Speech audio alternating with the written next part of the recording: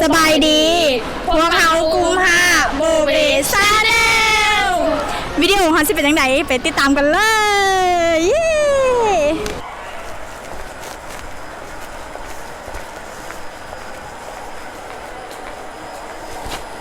ฮัลโหลเอ้าเป็นอย่าง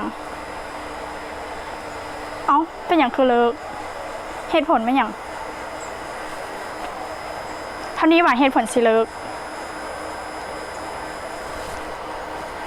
ก็ได้ถ้าเจ้าคิดว่าคอยบดีเจ้าก็ไปโลดโชคดีเด้อ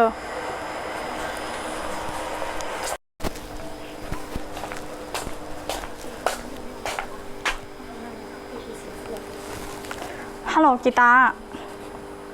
มาโรงเรียนแล้ววะตอนนี้อยู่ใส่เขามีเรื่องสิปรึกษานะบอกว่าสิไปปรึกษาใครเพิ่นมาแล้วมันบอกโอเคสั้นเดี๋ยวเขาไปหาเพิ่นเด้อเขามีเรื่องจะลมนำโอเค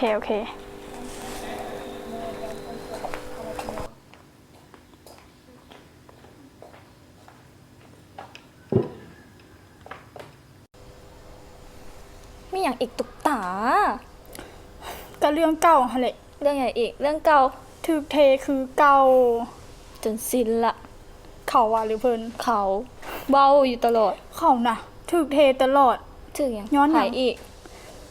คนเดียวกีตาร์หมู่แซดอยู่ด้วยนี่เสียอย่างล่ะเป็นอย่างเขาซื้อทีมเพิ่น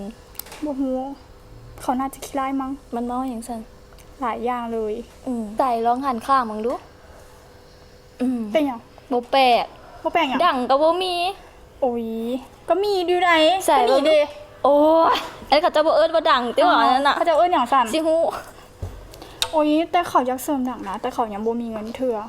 เด้เขารู้จักบริษัทอันนึงดอกอันรุ่นเอื้อยเขาไปอันนั้นนะแล้วก็ไปยืมบริษัทเขาเจ้าปล่อยให้นักศึกษาก็สามารถอันนั้นได้สามารถเข้าไปกู้ได้บริษัทหยังบริษัท STD Bank ไปคันซันพาเขาไปแน่ไปส่วนไปก่อนไหมเข้าไปก่อนคนทะเลบอกเข้าไปก่อนฉันไปแล้วกันแล้วเขาจะให้นักศึกษากู้ใช่ป่ะสบายดีในแล้วนะคะของเขานักศึกษาเขาสามารถผู้หญิงได้นอกจากเขาจะพันรถพันบัสพันโทรศัพท์แล้ว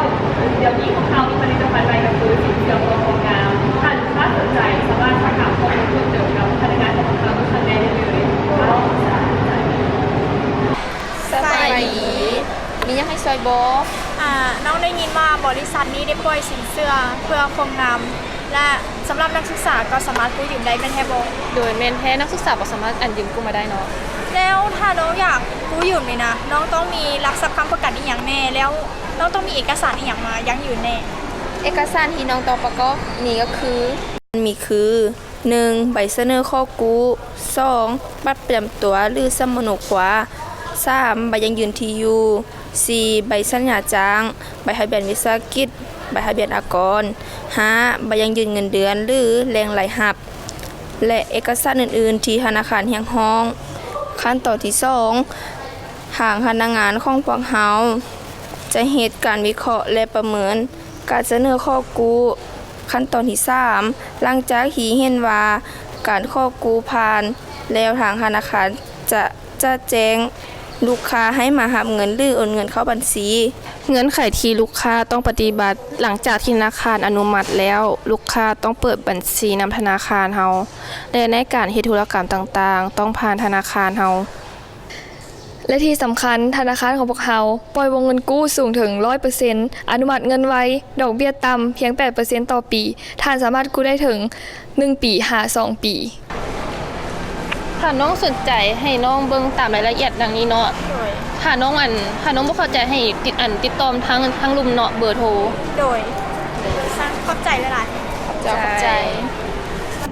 ถ้าท่านสนใจสามารถสอบถามข้อมูลเพิ่มเติมได้ที่เบอร์โทร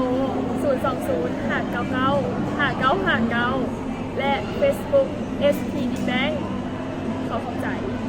เป็นจังได๋วิดีโอของพวกเขาผ่านมา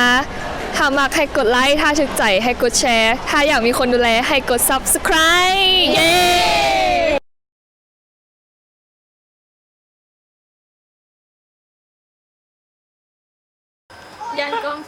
ไล่มาก่อน